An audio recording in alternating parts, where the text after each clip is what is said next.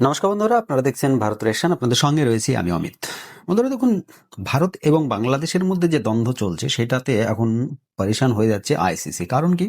দেখুন, ICC T20 world cup 2026 তার দায়িত্ব তো হেডে রয়েছে আইসিসি। হোস্টিং ভারতকে দিলেও আইসিসি কিন্তু হেডে রয়েছে। তার মধ্যে দেখুন 14টা ম্যাচ হবে শ্রীলঙ্কায়, আর ভারতে বাকি ম্যাচগুলো হচ্ছে। এখন বাংলাদেশ চাইছে কোনো রকম ভাবে ভারতকে আর্থিক দিক দিয়ে একটু নত করার চেষ্টা করছে। কিন্তু একবার ভেবে দেখুন তো, আলটিমেটলি তারা তাদের নিজেদের যে প্রবলেম খাড়া করছে সেটা তো আমরা সকলে বুঝতে পারছি, কিন্তু বাংলাদেশের সেটা বুঝতে পারবে না। রিসেন্টলি আসিফ নজরুল, বাংলাদেশের যে উপদেষ্টা, তার সঙ্গে আইসিসির ঊর্ধ্বতন কর্তাদের সঙ্গে কথা হয়েছে, এবং কথা হওয়ার পরে তারা বলেছে যে আইসিসি টিম পাঠাবে বাংলাদেশের বোর্ডের সঙ্গে কথা বলার জন্য। এখন দেখুন, এই ব্যাপার নিয়ে আইসিসি কতটা হেনস্থা করছে বাংলাদেশ। সিম্পল একটা জিনিস, যখন অন্যান্য প্রত্যেকটা মানুষ থেকে শুরু করে আম্পায়ার পর্যন্ত ভারতে এসে তাদের খেলা করতে পারে বা তাদের প্রদর্শন দেখাতে পারে, তারা ঘুরতে আসতে পারে ভারতে, তারা মেডিকেল ভিসা নিয়ে আসতে পারে ভারতে, তারা পড়াশোনার জন্য স্টুডেন্ট ভিসা নিয়ে ভারতে আসতে পারে, সমস্ত কিছুর জন্য তারা ভারতে আসতে পারে, কিন্তু ক্রিকেটের জন্য তারা বলছে ভারতে আসবে না। অ্যাকচুয়ালি পুরো ব্যাপারটাই বোঝা যাচ্ছে যে বাংলাদেশ চাইছে ভারতের যে আধিপত্য সেটা এক কোল থেকে শেষ করে দেওয়ার। কিন্তু সেটা কি সম্ভব?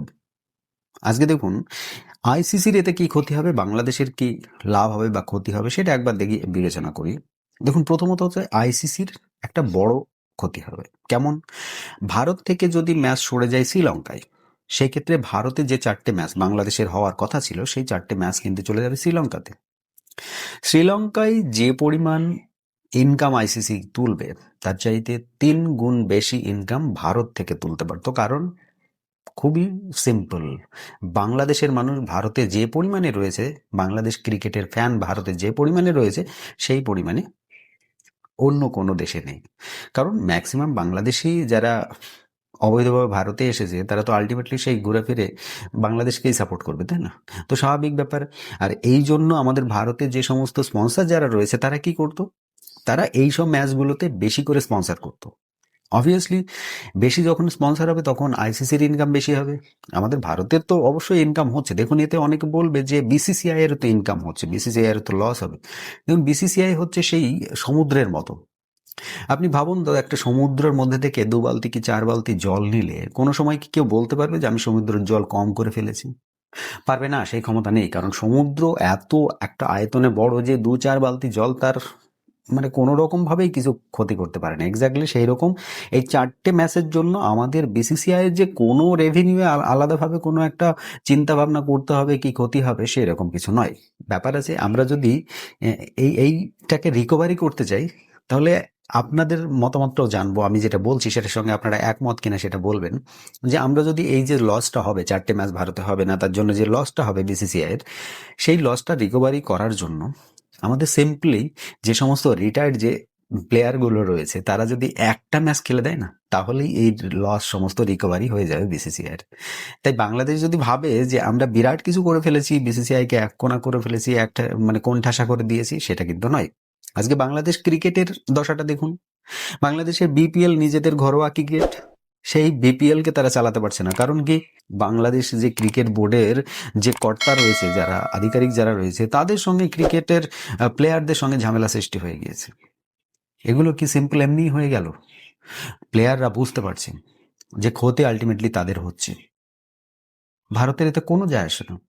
4টে ম্যাচ ভারত থেকে চলে যাবে শ্রীলঙ্কায়, এতে কোনো যায় আসে না। কিন্তু বাংলাদেশ যে এইতে রং রুটে পা দিল, এই পাটা দেওয়ার পর আর কতদিন যে ভারত থেকে দূরে থাকতে পারবে, সেটাও কিন্তু ভারত দেখবে।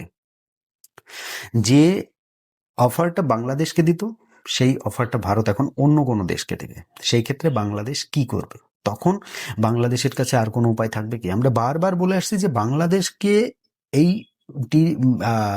টেস্ট ক্রিকেটের পারমিশন, মানে বলা যেতে পারে এক কথায় পারমিশনই বলা যেতে পারে, ভারতের হাত ধরেই তারা কিন্তু এসেছে। জগমোহন ডালমিয়া না থাকলে টেস্টে আজ পর্যন্ত বাংলাদেশ কোনো ভালো পারফরমেন্স করেনি, তাই তারা আজ পর্যন্ত টেস্টের কোনো পেত না। তাই দেখুন, সিম্পল একটা হিসাব, যে তোমাদের উপকার করেছে, তোমরা তার তো উপকার মনে রাখতে জানো না, সেটা তোমাদের জন্মগত বলতে পারো বা তোমাদের ডিএনএতেই রয়েছে সেটা।